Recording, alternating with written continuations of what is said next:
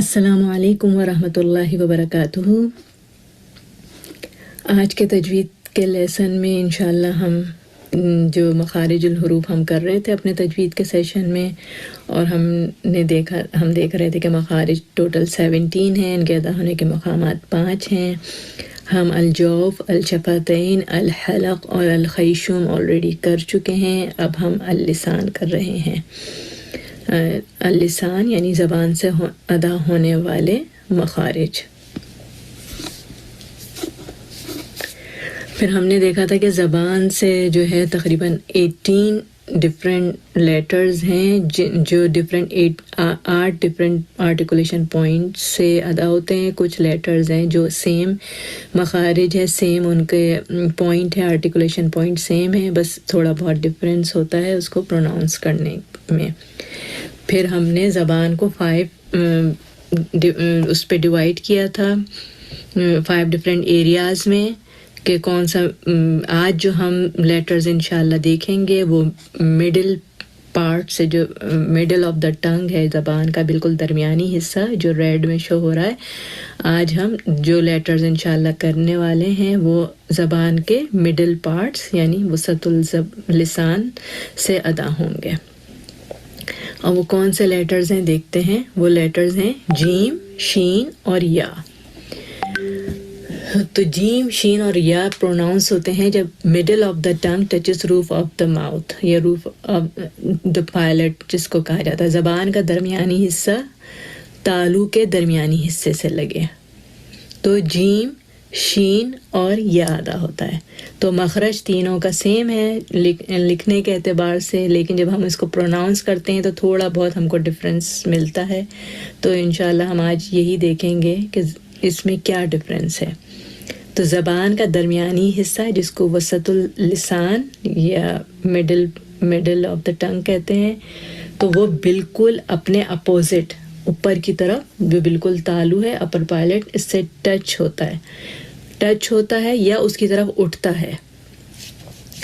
تو جب ہم ادا کرتے ہیں جیم، شین اور یا تو یہ ہماری زبان اوپر کی طرف اٹھتی ہے۔ اب سب سے پہلے اگر ہم جیم کا جو مخرج اس کو غور سے دیکھیں تو جب ہم اس کو دیکھیں اس کو غور سے کہ زبان کا بیچ والا حصہ تالو سے بالکل چپک گیا ہے، جبکہ شین میں زبان اور تالو کے درمیان تھوڑا سا گیپ ہے، اور یا میں دیکھیں یہ گیپ تھوڑا سا اور بڑھ گیا ہے۔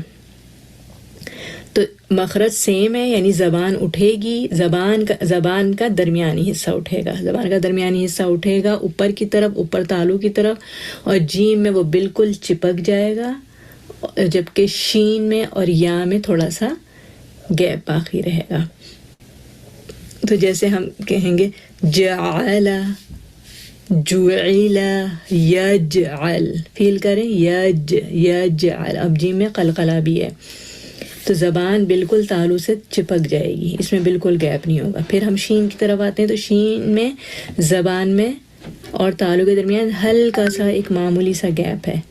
تو یہ گیپ کیوں ہے؟ اس لیے کہ شین کی جو کوالٹی ہے، جو صفت ہے، وہ تفشی کی ہے۔ اس کا مطلب ہے کہ آواز کو اسپریڈ کرنا ہے، آواز کو پھیلانا ہے، منہ کے اندر شین کی آواز پھیل جائے گی، اور یہ آواز اگر ہم نے بالکل مخرج کو بالکل زبان کو تالو سے چپکا لیا تو یہ آواز نہیں پھیلے گی۔ تو اس لیے ہلکا سا گیپ رکھنا ہے تاکہ یہ آواز جو ہے اسپریڈ ہو سکے۔ تو جس طرح مخرج کے بغیر حرف کمپلیٹ نہیں ہے، مکمل ادا نہیں ہو سکتا، اس طرح صفات کے بغیر بھی مکمل حرف ادا نہیں ہو سکتا۔ تو اس چیز کا خیال رکھنا ہے کہ زبان کا درمیانی حصہ اوپر اٹھ رہا ہے مگر مکمل طور پر ٹچ نہیں ہو رہا، گیپ آ رہا ہے، ٹھیک ہے۔ اب آ جائیں تھرڈ یا کی طرف۔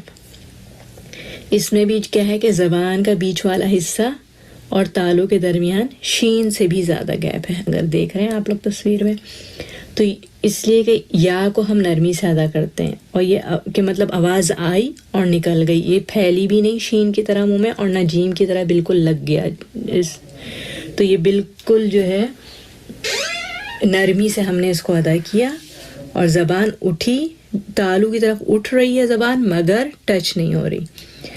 تو بس اس کے لیے پریکٹس چاہیے، جتنی پریکٹس کریں گے اتنا سمجھ میں آئے گا۔ کسی کے دماغ میں یہ خیال آ سکتا ہے کہ یہ یا مدہ ہم نے اس میں بھی یا ہم نے پڑھا ہے، لیٹر یا کس میں پڑھا ہے، کسی کو یاد ہے؟ جی، جو ہالو پلیس سے نکلنے والے لفظ ہیں منہ کے خالی حصے سے، الف واو اور یا، اس میں ہم نے یا پڑھا تھا، مگر وہ صرف یائے مدہ ہے۔ تو جب یائے مدہ ہم ادا کرتے ہیں تو وہ منہ کے خالی حصے سے ادا ہوتا ہے، لیکن یہ مدہ جو ہے یہ یائے مدہ کے علاوہ دوسرا کوئی بھی یا تو مد لین یا متحرک یا جو بھی ہوں گے، جیسے یاسین، بینات، بینات، تو یہ جو ہے یہ یا لین یا یا متحرک کے لیے یہ ہم نے یہ مخرج پڑھا ہے اس کا۔ تو انشاءاللہ تعالیٰ بس اب آپ سب لوگ اس کی پریکٹس کیجئے، اور میں امید کرتی ہوں کہ اس کی آپ اچھی طریقے سے پریکٹس کریں گے، اور جو ہے اپنی ریسائٹیشن کرتے وقت ان سب چیزوں کا خیال رکھیں گے۔